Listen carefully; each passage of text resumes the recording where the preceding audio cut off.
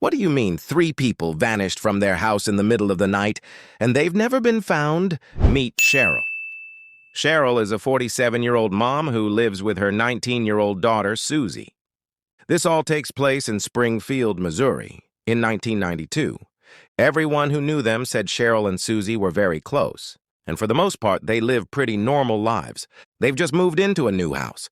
It's spring, and Suzie is well on her way to graduate. Aside from some odd, creepy prank phone calls, it's going to be a pretty normal graduation. Suzie is making plans with her friend Stacy for after graduation. They have parties lined up, family dinner parties, stuff like that. So the day finally arrives. It's June 6th, and Sherrill is there to attend her daughter's graduation ceremony. At 4 p.m. on Missouri State University's campus, Sherrill proudly watches Suzie graduate. After the ceremony, the campus is hosting an all-nighter lock-in party that a lot of people attend. Suzie and Stacy decide not to go. Instead, they head out to a few other parties. Sherrill decides it's a good night to stay home and enjoy some quiet time. She paints and varnishes furniture while Suzie and Stacy have their big night out. At 11:15 p.m., Sherrill is on the phone with a friend, and that's the last time Sherrill is ever heard from. Now, the first house Suzie and Stacy decide to go to is their friend's place in Battlefield. Janelle Kirby and her family are hosting a large dinner for them, along with some out-of-town relatives. Sherrill was even invited, but she decided to stay home and work on her paintings instead. After dinner, they decide to go to a friend's house, the first party of the night. The Kirbys also let Sherrill know exactly where the girls were going, so if she needed anything, she knew who to call. Fast forward to after the first party. Janelle, Stacy, and Suzie decide to carpool to a few more smaller parties. While they're out, the 3 friends make plans for the next morning. They plan to meet up and go to Whitewater, a water park in Branson, Missouri, at 8 a.m. And for the most part, it's a pretty fun night for them. They rekindle some old friendships and make even more plans for the next few days. Until 2 a.m., when the last party gets busted by Springfield police. So now the night is officially winding down. Stacy and Suzie had originally planned to stay over at Janelle's house, but since it's packed with family, they decide to leave and spend the rest of the night back at Suzie's place with Sherrill. Suzie is excited to show Stacy her new king-size waterbed. As they're leaving, Suzie says to Stacy, "Follow me home." Stacy replies, "Okay, I will." Janelle's mom clearly hears this from her bedroom window. Fast forward to 9 a.m. on June 7th, 1992. Janelle tries calling Suzie. No answer. She tries again. Still nothing. It's already an hour past when they were supposed to meet up to head to the water park. That's really uncharacteristic of them, so she starts to worry.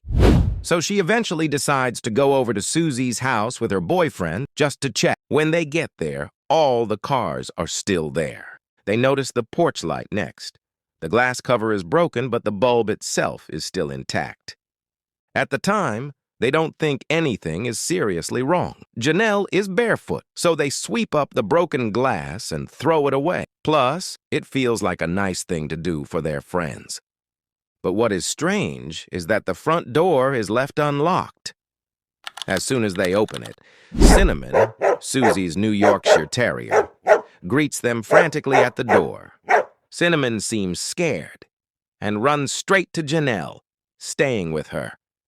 As they look through the house, they realize no one is there. And one TV is still on in Suzie's room, just playing static as if left on. They figure maybe Suzie and Stacy were watching a movie and left it on. Then the phone rings. Janelle answers it. It's a male voice. He sounds young. He starts saying disturbing, sexual things and swearing. She hangs up. The phone rings again. Same kind of call. After that, they leave the house. At some point, they decide to go to a local water park. Not long after that, Stacy's mom arrives at the house because she's worried. She's been waiting to hear from Stacy, but Stacy never came home. She notices wallets and personal belongings are still there. Purses, cigarettes.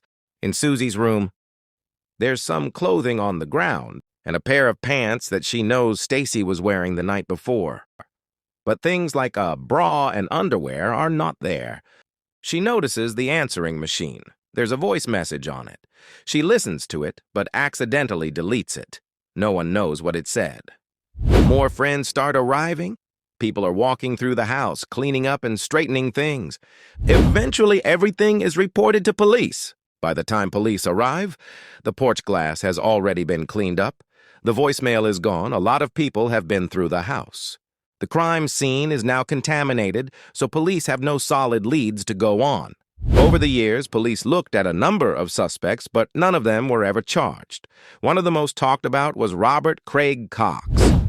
Cox was already in prison for other violent crimes, including kidnapping, when he began making comments to reporters years later. He claimed the women were dead and said their bodies would never be found. Police investigated those statements, but they were never able to verify anything he said. Cox had an alibi for the night the women disappeared, and although parts of it were questioned later, there was never enough evidence to link him to the case. Another name that comes up is Larry Dwayne Hall. Hall was a convicted kidnapper and suspected serial killer who was already incarcerated for other crimes. At one point, investigators used an inmate informant to try to get Hall talking about unsolved cases.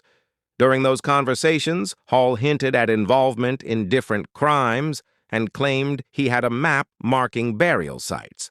Before anything could be confirmed, the informant's role was exposed. Hall stopped cooperating, and no map was ever recovered. Hall was never charged in connection with the Springfield Three. Early in the investigation, police also received a tip involving a van. An older woman reported that in the early morning hours of June 7th, around 6:30 a.m., she saw a light-colored panel van in eastern Springfield. She said the van was being driven by a young blonde woman.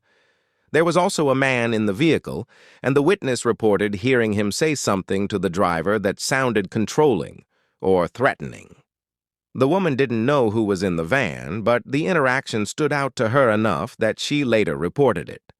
Police took the tip seriously. They looked for similar vans and even displayed one outside police headquarters in hopes that it would generate additional information. In the end, they were never able to confirm who was in the vehicle or prove that the sighting was connected to the disappearance. With no physical evidence, no confirmed sightings, and a house that had already been disturbed before police arrived, the investigation stalled. More than 30 years later, Sherrill Levitt, Suzie Streeter, and Stacy McCall have never been found. No arrests have been made, and no explanation has ever been proven for how 3 people disappeared from a house overnight and left nearly everything behind. And that's where the case still sits.